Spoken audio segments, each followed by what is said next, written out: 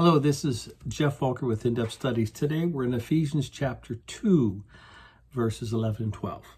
Paul says, "Therefore remember that formerly you who are Gentiles by birth and called uncircumcised by those who call themselves the circumcision, which is done in the body by human hands, remember that at that time you were separate from Christ, excluded from citizenship in Israel, and foreigners to the covenants of the promise, without hope and without God in the world."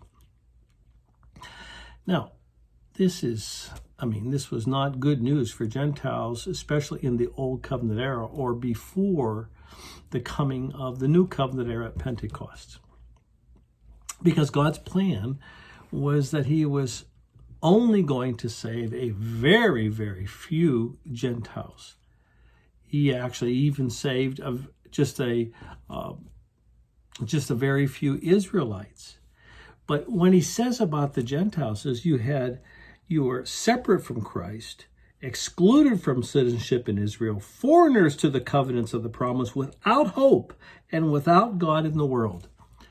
That's why there is no great commission in the Old Testament to take the gospel to the world, because that was not the time for believing. The only opportunity to believe is that in the nation of Israel, through the sacrificial system and holy days, Sabbath days, the gospel, you saw the picture of the gospel. It was taught in types and shadows.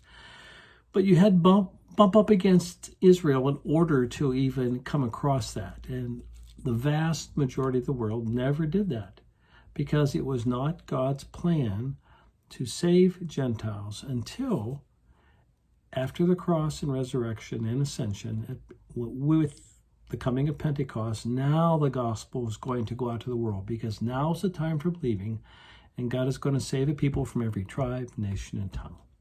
So if these Geoff's thoughts have been helpful, you might want to check out more of them on youtube.com, and there you can subscribe to them. Thanks so much. Bye-bye.